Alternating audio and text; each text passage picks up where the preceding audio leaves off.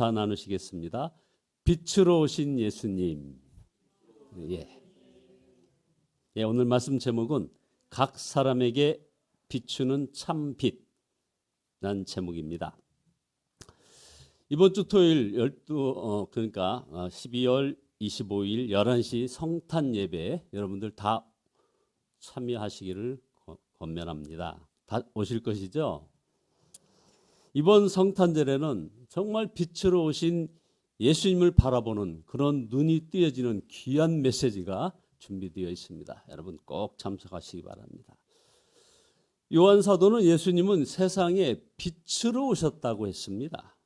요한복음 12장 46절에 내가 세상에 빛으로 왔나니. 그러나 이 빛은 어떤 산이나 바다를 비추는 그런 빛이 아니라 각 사람에게 비추는 그런 빛이라는 것입니다. 그래서 우리가 이번에 같이 합독한 요한복음 1장 9절에 참 빛, 곧 세상에 와서 각 사람에게 비추는 빛이 있었나니.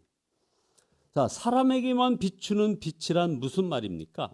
바로 영혼을 살리는 빛이란 말입니다. 만물에는 없고 사람에게만 있는 것, 이게 바로 영혼 아닙니까? 빛이신 주님이 우리에게 오신 것은 우리 영혼을 살리려 하심이었다는 것입니다. 에베소서 2장 1절에 보면 그는 죄와 허물과 죄로 죽었던 너희를 살리셨도다. 정말 귀한 말씀입니다. 또한 에베소서 5장 14절에는 잠자는 자여 깨어서 죽은 자들 가운데 일어나라. 그리스도께서 너에게 비추시리라. 이 말씀을 기록한 사도 바울 자신이 바로 기독교를 핍박하는 그런 핍박자였으나 햇빛보다 더 강한 빛으로 임하신 주님을 만나고 그의 영혼이 살고 또한 사도가 된 바로 본인 자신입니다. 영혼의 예수님이 빛으로 임한 사람은 그 영혼만 살 뿐만 아니라 삶 전체가 복을 받게 됩니다. 그래서 유명한 요한3서 1장 2절에 사랑하는 자여 내 영혼이 잘됨 같이 내가 범사에 잘되고 강건하기를 내가 간구하노라. 여러분 이것이 바로 성탄의 축복입니다. 주님이 빛으로 영혼에 비추면 자신의 죄가 이제 환히 드러나 보입니다. 에베소서 5장 13절 말씀처럼 그러나 책망을 받는 모든 것은 빛으로 말미암아 드러나나니 드러나는 것마다 빛이니라. 여러분 중에도 자신이 지옥에 갈 죄인임이 믿어지지 않는 그런 분들 혹시 계십니까? 그러나 곧 여러분이 지옥에 갈 죄인이었음을 알게 되는 겁니다. 그때가 주님이 빛으로 자신의 마음에 임하셨음을 깨달으시기 바랍니다. 사도 바울은 자신을 죄인의 괴수라고 고백합니다. 디모데전서 1장 15절에 죄인 중에 내가 괴수로다. 이처럼 빛이신 예수님이 임하시면 이제 우리들은 눈물의 사람이 되는 것이죠. 자신의 그 죄인됨을 알기 때문에 눈물의 회개가 나오지 않을 수 없는 것입니다. 그러나 또한 이런 눈물의 회개가 나온 사람들에게는 또한 참으로 감사한 일인 것입니다. 빛이 비추었다는 증거이기 때문에 그렇습니다. 그래서 빛이신 주님을 만나는 사람에게는 애통함도 있지만 기쁨 또한 넘치게 된다 이 말이죠. 예수님께서 주님을 믿는 자는 더 이상 어두움에 거하지 않는다고 말씀하십니다. 요한복음 12장 46절에 나는 빛으로 세상에 왔나니 무릇 나를 믿는 자는 어두움에 거하지 않게 하려 함이로라. 여기서 어두움에 거하지 않는다는 말은 은밀한 죄를 짓지 않는다는 말도 되고 기쁨이 충만한 사람이 된다는 의미이기도 합니다. 그것은 이제 우리가 하나님을 알게 되기 때문에 그렇다는 겁니다. 고린도후서 4장 6절처럼 어두운 데 빛이 비추라 말씀하셨던 그 하나님께서 예수 그리스도의 얼굴에 있는 하나님의 영광을 아는 빛을 우리에게 비추셨느니라. 자, 그래서 오순절 마가다락방에 성령이 임하셨을 때 성도들이 정말 크게 기뻐했던 것을 사도행전 2장 46절은 이렇게 기록합니다. 날마다 마음을 같이하여 성전에 모이기를 힘쓰고 집에서 떡을 떼며 기쁨과 순전한 마음으로 음식을 먹고. 여기서 빌립이 사마리아 성에 가서 전도했을 때 그 성에 큰 기쁨이 있었다고 했습니다. 사도행전 8장 8절에 그 성에 큰 기쁨이 있더라. 또 사도 바울이 BCD 안디옥에 가서 전도하다가 쫓겨날 때에도 쫓겨남에도 불구하고 기쁨이 충만하다고 했습니다. 사도행전 13장 52절에 제자들은 기쁨과 성령이 충만하니라. 그 사도 바울이 감옥에서 고난과 능욕을 당하였으나 기뻐하라고 빌립보서 2장 18절 얘기합니다. 이와 같이 너희도 기뻐하고 나와 함께 기뻐하라. 그리고 또한 귀한 지상 명령 같은 귀한 말씀이 빌립보서 4장 4절에 나오죠. 주 안에서 항상 기뻐하라. 내가 다시 말하노니 기뻐하라. 하나님의 영광을 보게 되면 어떤 형편과 처지에서도 기쁨이 충만하게 되는 것입니다. C.S. 루이스는 천국과 지옥의 이혼이라는 그 작품에서 천국문에 서 있는 어떤 그 수위를 소개하고 있습니다. 이 수위는 그 문에 들어오려고 하는 사람에게 한 가지 질문만 한다는 겁니다. 당신은 예수를 알게 됨으로써 참을 수 없는 기쁨을 가지고 있습니까? 바로 이 질문을 한답니다. 여러분은 이 질문에 대답할 준비를 하셔야 되는 것입니다. 이렇게 빛이신 주님을 영접한 사람은 그 자신도 사람들에게 빛을 드러내게 됩니다. 햇빛보다 더 밝은 빛이 우리 안에만 머무를 수 없기 때문이죠. 그래서 사도 바울은 우리를 빛의 자녀라고 에베소서 5장 8절에서 이렇게 얘기합니다. 너희가 전에는 어둠이더니 이제는 주 안에서 빛이라. 빛의 자녀들처럼 행하라. 그것은 사람들의 눈에 빛처럼 느껴지는 그런 삶을 산다는 것을 말합니다. 마태복음 5장 16절에 이와 같이 너희 빛이 사람 앞에 비치게 하여 그들로 너희 착한 행실을 보고 하늘에 계신 너희 아버지께 영광을 돌리게 하라. 초대교회사를 쭉 훑어보게 되면 초대교회 때는 참 신자 되기가 정말 어려웠다고 하는 그런 기록이 곳곳에 나옵니다. 재산도 세상 지위도 다 잃게 되고 목숨까지 내놓아야 하는 그런 처지가 그 당시 크리스찬이 되는 거였습니다. 그런데도 신자가 되겠다고 하면 혹시 내부 침입자는 아닌지 의심부터 받아야 했고 그런 회심의 확인을 받기 위한 훈련과 검증 절차가 무려 3년을 소요했다는 것입니다. 그 검증은 어떤 기준으로 이 사람이 진정 회심한 사람인가 하는 그 검증의 절차는 진정 거듭난 자의 삶을 살게 되었는지를 확인하는 기간이었다는 겁니다. 거룩한 사람이 되었는지, 가난한 자를 돌보고 있는지, 병든 자를 방문하고 나그네를 대접하였는지, 그리고 원수를 용서했는지, 가족과 친구, 이웃에게 이것을 확인받는 것입니다. 이렇게 예수 믿는 것이 힘들면 누가 믿을까 싶을 정도였다는 것이죠. 그런데 갈수록 기독교인들이 늘어만 갔다는 것입니다.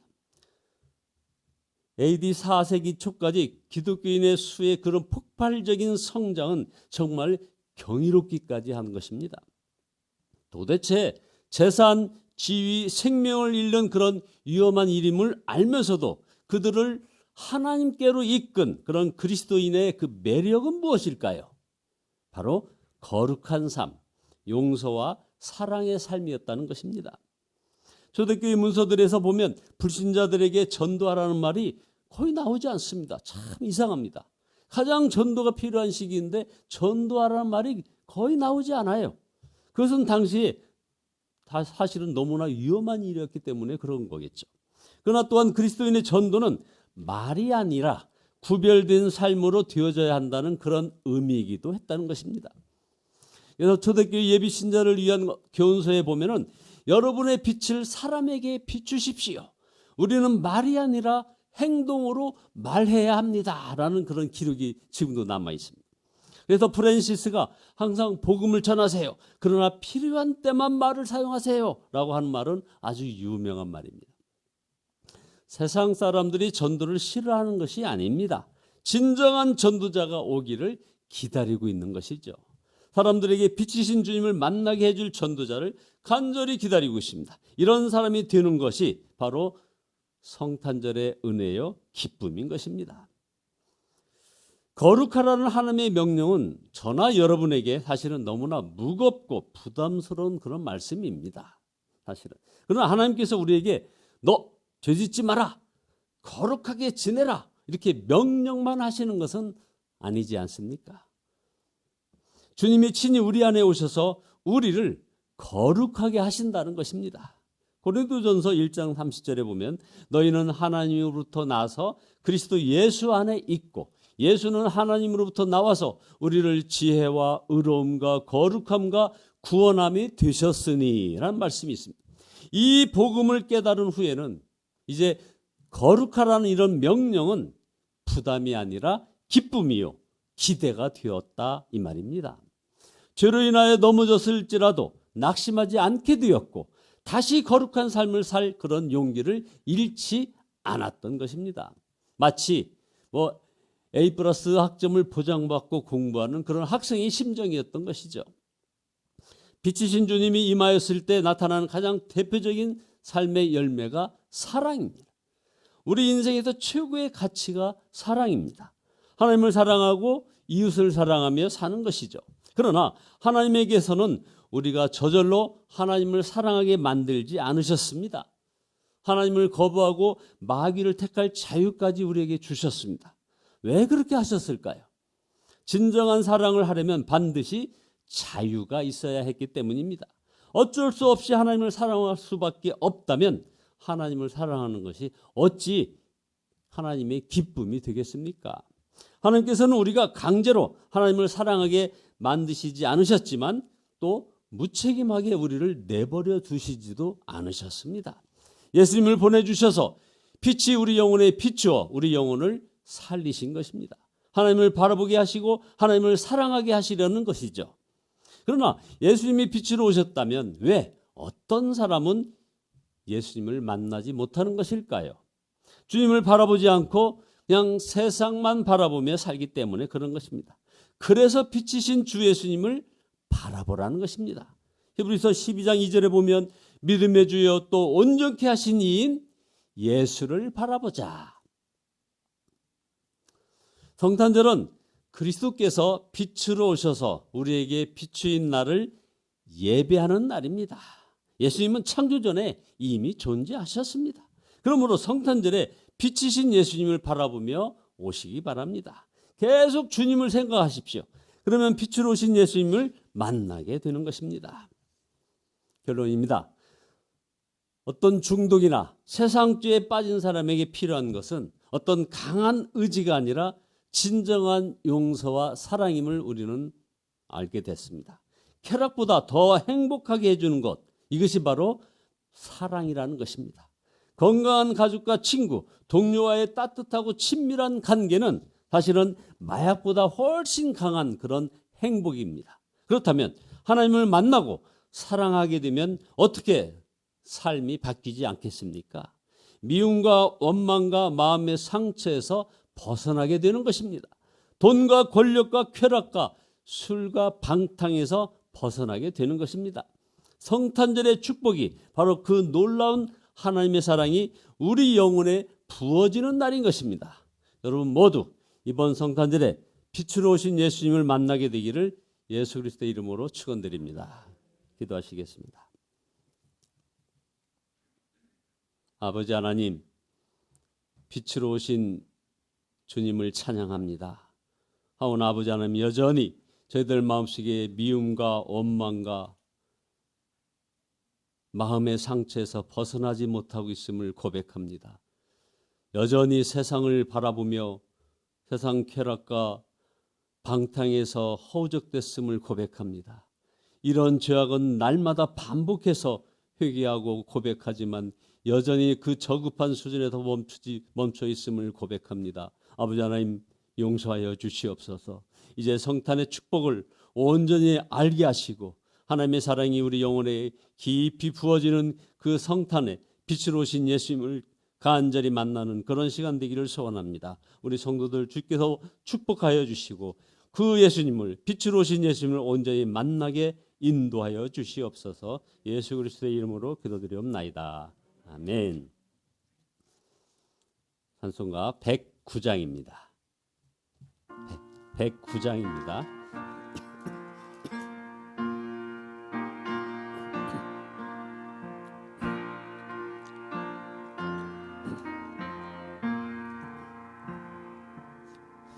고요한 밤 거룩한 밤 어둠에 묻힌 밤 주의 부모 앉아서 감사 기도 드릴 때 아기 잘도 잔다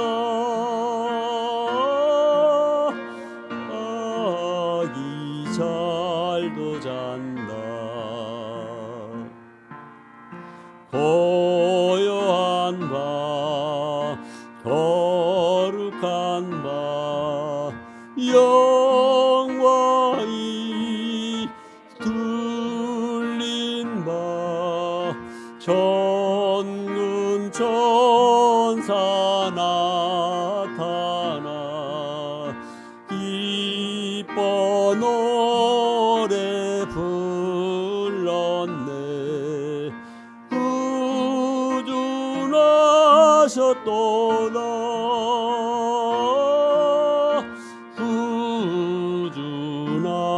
구주나셨도다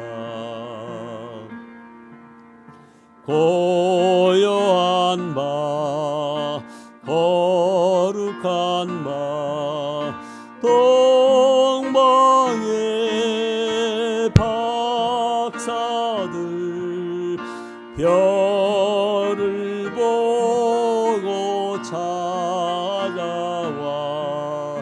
뚫어 경배 드렸네 구주나셨도다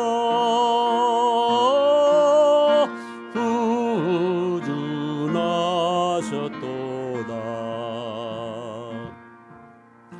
고요한 밤 거룩한 밤 주 예수 나신 밤 그의 얼굴 광채가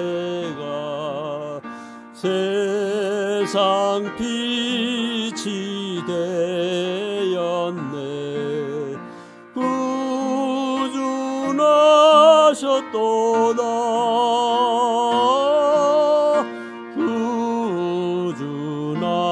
구주나셨도다